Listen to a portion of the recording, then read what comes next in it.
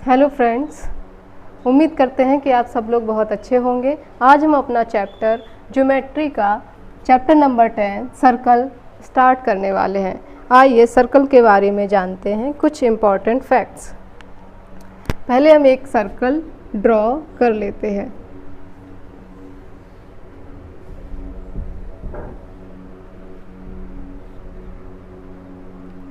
ये हमारा सर्कल है, इसको हिंदी में वृत्त कहते हैं। सर्कल की ये बाउंड्री है जिसे हम परिधि कहते हैं या फिर सरकमफेरेंस कहते हैं।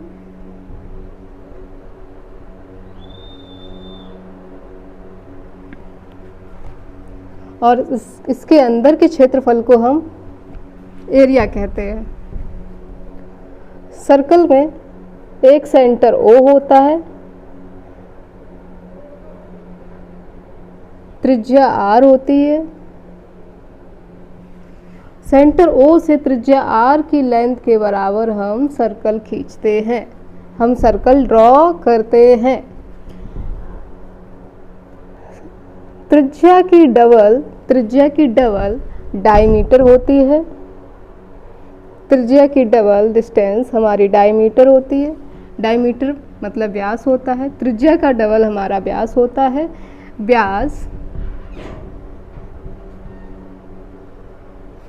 व्यास वो रेखा होती है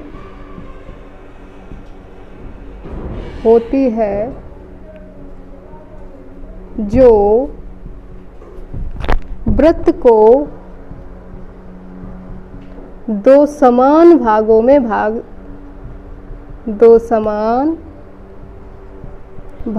में बांट देती है। R बराबर d/2 मतलब व्यास का आधी हमारी त्रिज्या होती है और d बराबर हमारा 2r त्रिज्या की डबल।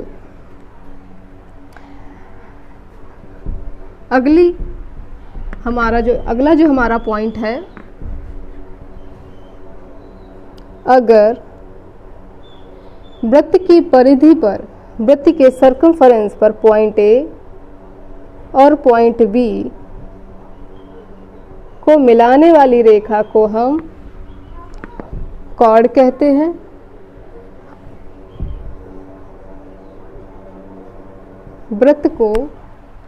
वृत्त की परिधि पर पॉइंट A और पॉइंट B को मिलाने वाली रेखा को हम कॉर्ड कहते हैं।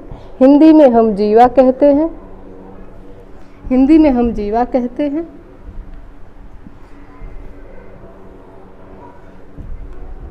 वृत्त की परिधि को P, Q पॉइंट पर प्रतिच्छेद बाइसेक्ट करके जो रेखा जाती है या जो रेखा वृत्त को P एवं Q में बाइसेक्ट करती है या वृत्त को दो स्थानों पर काटती है या प्रतिच्छेद करती है, उस रेखा को हम सेकेंट कहते हैं।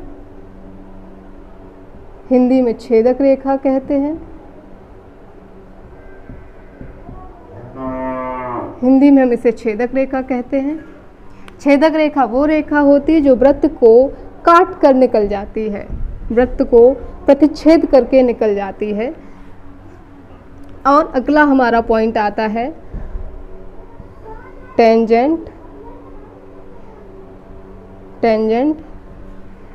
इसका नाम हम x और y रख देते हैं। टेंजेंट वो रेखा होती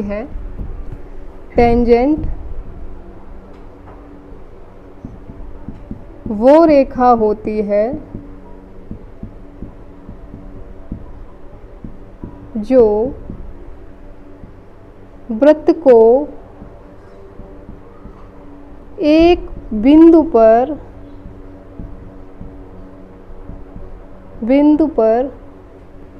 स्पर्श करती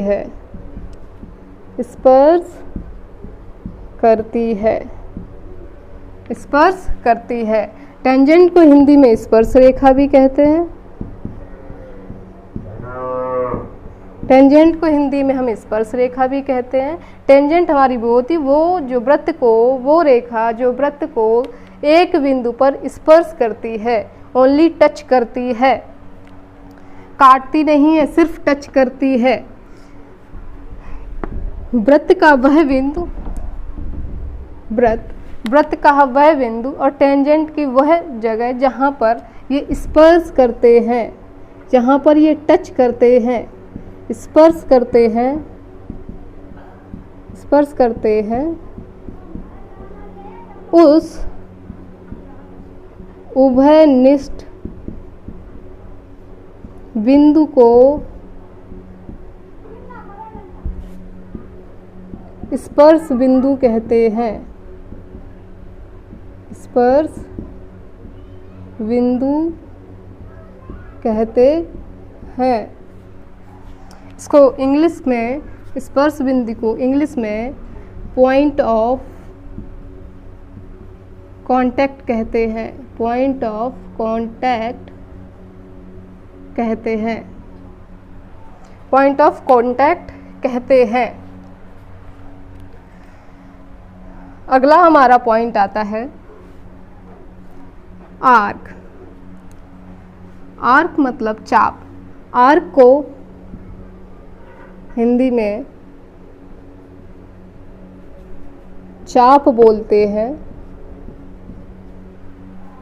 चाप को हम सिंपल शब्दों में समझ सकते हैं। अगर कोई वृत्त हम ड्रॉ करते हैं, अगर कोई वृत्त हम ड्रॉ करते हैं और वो अधूरा रह जाता है, और वो अधूरा रह जाता है, तो उसे हम क्या कहते हैं? चाप कहते हैं। आसान भाषा में समझते हैं। अगर कोई वृत्त, अगर कोई वृत्त हम खींचते हैं और वह अधूरा रह जाता है, उसे चाप कहते हैं।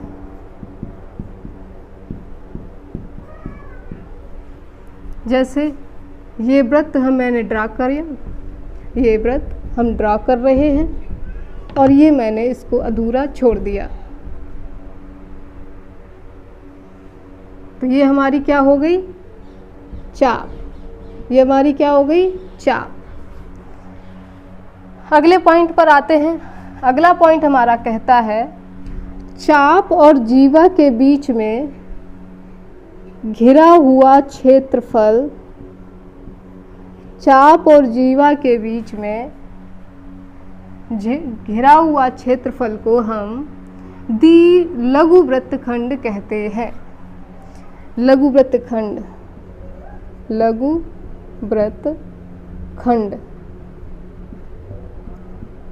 इसको क्या बोलेंगे? चाप और जीवा के बीच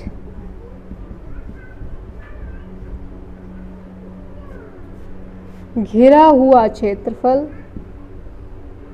घिरा हुआ क्षेत्रफल लघु वृत्तखंड कहलाता है। लघु वृत्तखंड कहलाता है। लघु वृत्तखंड कहलाता है। लघु वृत्तखंड को इंग्लिश में हम माइनर सेकेंड भी कहते हैं। इंग्लिश में हम क्या कहते हैं इसको? Minor second. अब जो लघु वृत्तखंड के बाद जो जगह बची है, वृत्त में जो एरिया बचा है, उसको हम बोलते हैं दीर्घ वृत्तखंड। उसको हम क्या बोलते हैं? दीर्घ वृत्तखंड। इसको हम यहाँ लिख देते हैं दीर्घ वृत्तखंड। दीर्घ वृत्तखंड। अब दीर्घ वृत्तखंड क्या होता है? आइए इसको समझते हैं।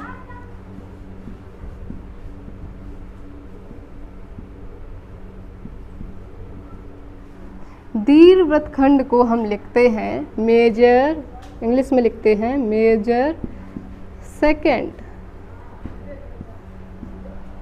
आप आसान भाषा में समझ लीजिएगा। माइनर सेकेंड के बाद जो बचा हुआ क्षेत्रफल है वो सारा किस में आएगा? दीर्घ वृत्तखंड में आएगा। माइनर सेकेंड में जो बचा हुआ एरिया है, माइनर सेकेंड पूरे सर्कल के एरिया में से, कंप्लीट सर्कल के एरिया से अगर हम माइनर सेकेंड की एरिया माइनस कर दें तो हमारा क्या रह जाएगा?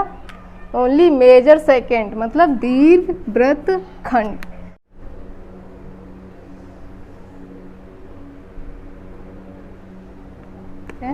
टेंजेंट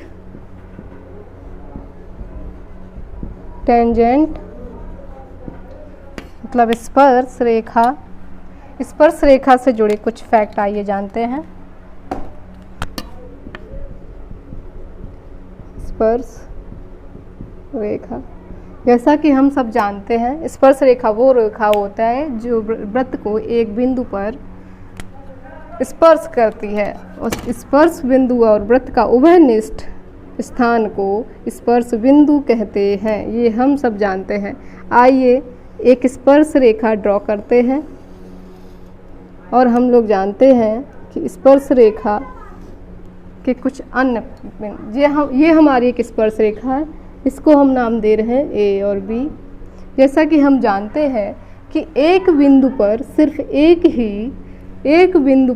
एक ही स्पर्श रेखा खींची जा सकती है। अगर हम इस बिंदु से कोई और स्पर्श रेखा नहीं खींच सकते, अगर खींचने की कोशिश करते हैं तो वह छेदक रेखा बन जाती है।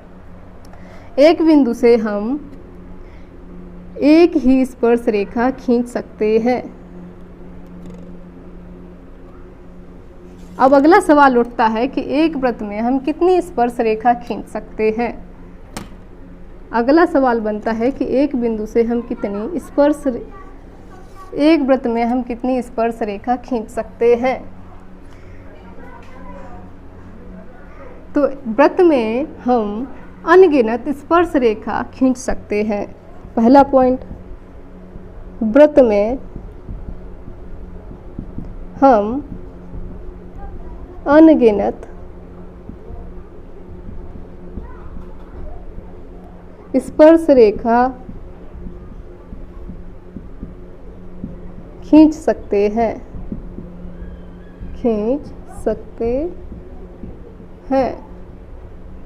इसका दूसरा पॉइंट, एक बिंदु से सिर्फ एक ही स्पर्श रेखा खींची जा सकती है। एक बिंदु से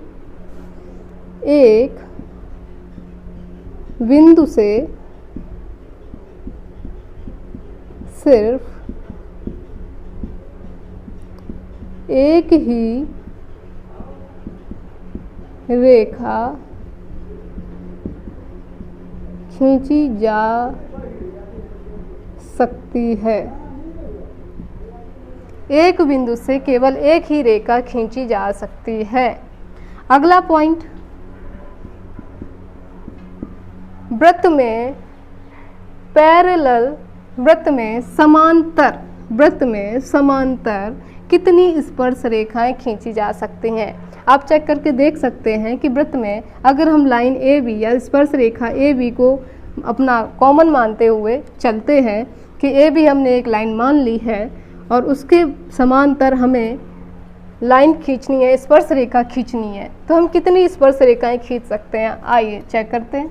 एक स्पर्श रेखा तो हम यहाँ खींच सकते हैं, ये स्पर्श रेखा हमने खींची दी, इसका नाम दे रहे हैं पी क्यू। क्या इसके समांतर में हम कोई दूसरी रेखा खींच सकते हैं? आइए चेक करते हैं। सपोज अगर हम यहाँ पर एक रेखा और खींचते हैं तो आपको पता होगा कि ये रेखा इस वृत्त को दो स्थान पर प्रतिच्छेद कर रही है। इसका मतलब ये है कि ये अब एक स्पर्श रेखा नहीं रही है, ये आपकी सेकेंड यानी कि छेदक रेखा बन गई है। छेदक रेखा बन गई है। तो एक वृत्त में हमारा पॉइंट निकल के आता है, एक वृत्त में सिर्फ 2 पैरेलल लाइन यानी कि समांतर लाइन, समांतर स्पर्श रेखाएं खींची जा सकती हैं।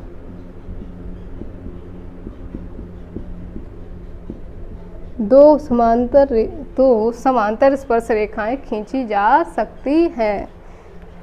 आप चेक कर सकते हैं कि एक बिंदु से सिर्फ एक ही स्पर्श रेखा खींची जा सकती है। एक वृत्त में अनगिनत स्पर्श रेखाएं खींची जा सकती हैं, आप कहीं से भी खींच सकते हैं, लेकिन समांतर सिर्फ 2 ही खींची जा सकती हैं। अगर एक दूसरे के समांतर लाते हैं तो वह रेखा फिर छेदक रेखा बन जाती है। वह रेखा कौन सी रेखा बन जाती है? वह रेखा सिर्फ छेदक रेखा बन जाती है।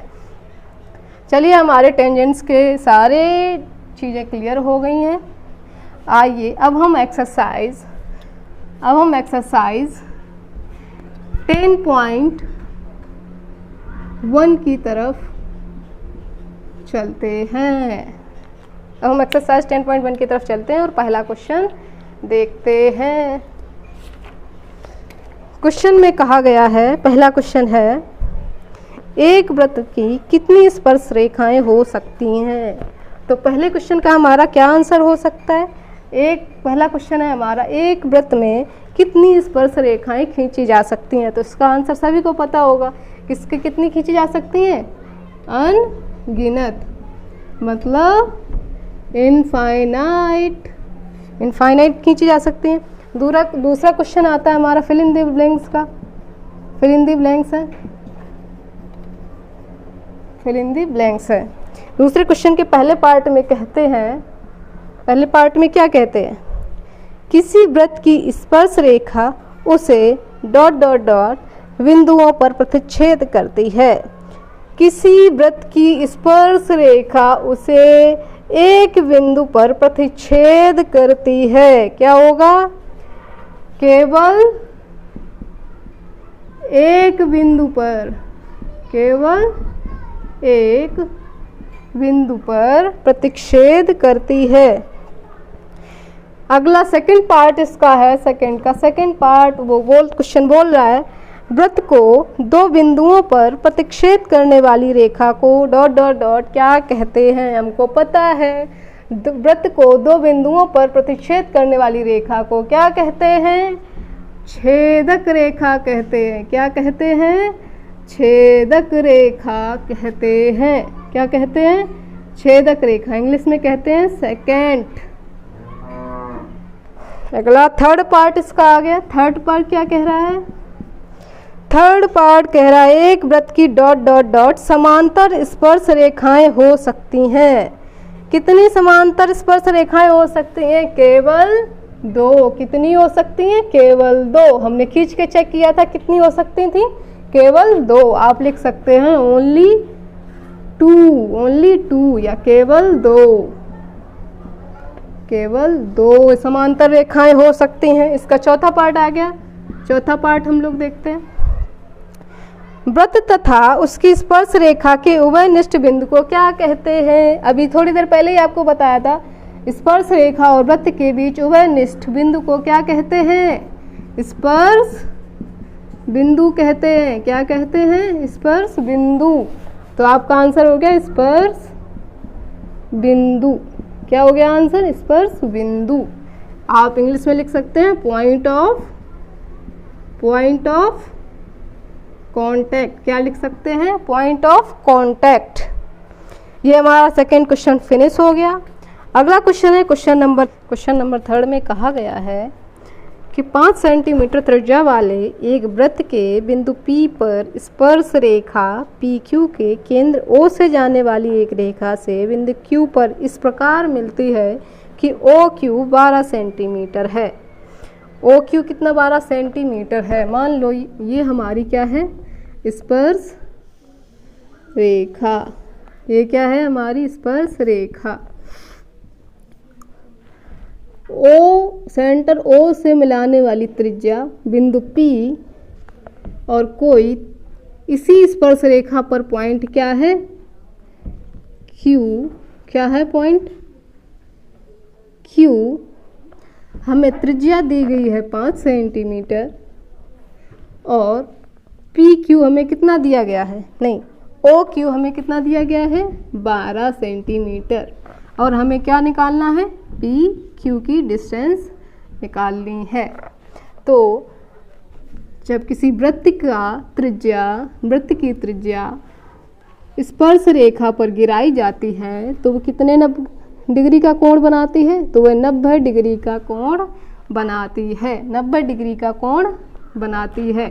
अगर 90 डिग्री का कोण बन गया तो ये राइट एंगल ट्रायंगल हो गया, राइट एंगल ट्रायंगल हो गया तो क्या होगा, इसमें पाइथागोरस थ्योरम लग जाएगी। तो हम क्या लिख सकते हैं, बाई पाइथागोरस। पाइथागोरस क्या होती है, सबसे लंबी भुजा मतलब h² बराबर किसके होती है, बराबर दो छोटी भुजाओं के स्क्वायर के, p² प्लस b²। यहाँ पर हमारी सबसे लंबी भुजा क्या है OQ, तो मतलब OQ का स्क्वायर, P क्या है हमारी OP का स्क्वायर, B क्या है हमारा PQ, तो PQ का स्क्वायर। OQ हमारा कितना दिया गया है 12 सेंटीमीटर, तो 12 का स्क्वायर। OP हमें 5 दिया गया, 5 का स्क्वायर प्लस PQ। 12 का स्क्वायर कितना होता है 144, 5 का स्क्वायर कितना होता है 25, PQ हमें पता नहीं, PQ हमें निकालना है। जब 25 इधर आएगा तो क्या हो जाएगा माइनस, क्या हो जाएगा माइनस हो जाएगा, इधर क्या रह जाएगा PQ²। 144 में से 25 घटाएंगे कितना बचेगा, 14 में से 5 गए 9, 3 में से 2 गया 1, PQ²। स्क्वायर रूट हटाएंगे तो क्या चढ़ेगा, स्क्वायर रूट चढ़ेगा, स्क्वायर रूट चढ़ा दिया। 119 किसी का वर्गमूल है नहीं है, तो यही हमारा क्या हो गया आंसर, यही क्या हो गया हमारा आंसर। एक वृत्त खींचे और एक दी गई रेखा के समांतर दो ऐसी रेखाएं खींचिए कि उनमें से एक स्पर्श रेखा हो तथा दूसरी छेदक रेखा हो। हमें क्या कहा गया है कि एक वृत्त ड्रॉ करिए, हमें दिया क्या गया है कि एक वृत्त है जिसका सेंटर क्या है O और एक गिवन लाइन है। गिवन लाइन के बारे में हमें ये नहीं पता है कि वो स्पर्श रेखा है या छेदक रेखा है, तो हम उसको वृत्त से कहाँ मानेंगे, वृत्त से अलग मानेंगे, क्योंकि हमें छेदक रेखा और स्पर्श रेखा उसके समांतर ड्रॉ करनी है, समांतर रेखा उसके ड्रॉ करनी है। तो सर्कल हम यही रखते हैं, सर्कल हमारा यही रहेगा। हम मान ली AB is a line, AB is a line और इसके हमें समांतर दो रेखाएं खींची गई। हमें क्या दिया गया, एक O सेंटर वाला वृत्त है और एक गिवन लाइन है। तो हम क्या लिखेंगे, हमें क्या मिला हुआ है, गिवन क्या है, गिवन दैट में क्या है, गिवन दैट डालेंगे, गिवन दैट में क्या है AB एक रेखा है, एक रेखा है और O केंद्र वाला एक वृत्त दिया गया है,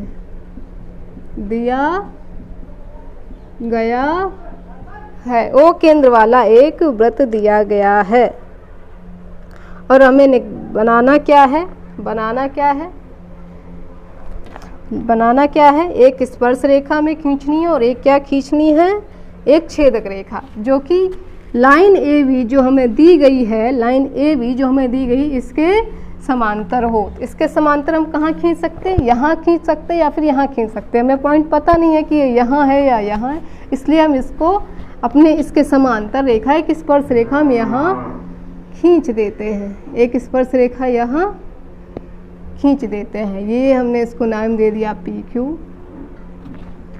और अगली क्या बोली है कि छेदक रेखा खींचनी है। इसी के समांतर में क्या खींचनी है, एक छेदक रेखा। तो ये हमने छेदक रेखा खींच ली। इसका नाम हमने दे दिया X Y, X comma Y, X Y हमने इसको नाम दे दिया। अब क्या लिखेंगे,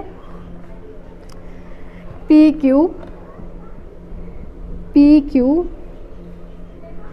हमारी स्पर्श रेखा है, हमारी सॉल्यूशन में लिखेंगे पी क्यू हमारी स्पर्श रेखा है और एक्स वाई हमारी छेदक रेखा है। कौन सी रेखा है, एक्स वाई हमारी छेदक रेखा है। एक्स वाई हमारी क्या है, छेदक रेखा है, जो कि ए बी गिवन लाइन, दी गई लाइन, दी गई रेखा ए बी के समांतर है, ए बी के समांतर है। P Q is parallel to A B and X Y is also parallel to A B. हमारा सवाल ख़त्म। एंड हमारी एक्सरसाइज 10.1 फिनिश। Exercise 10.1 finish. वृत्त में सिर्फ 2 थ्योरम हैं, वो हम अब आपको करवाने जा रहे हैं।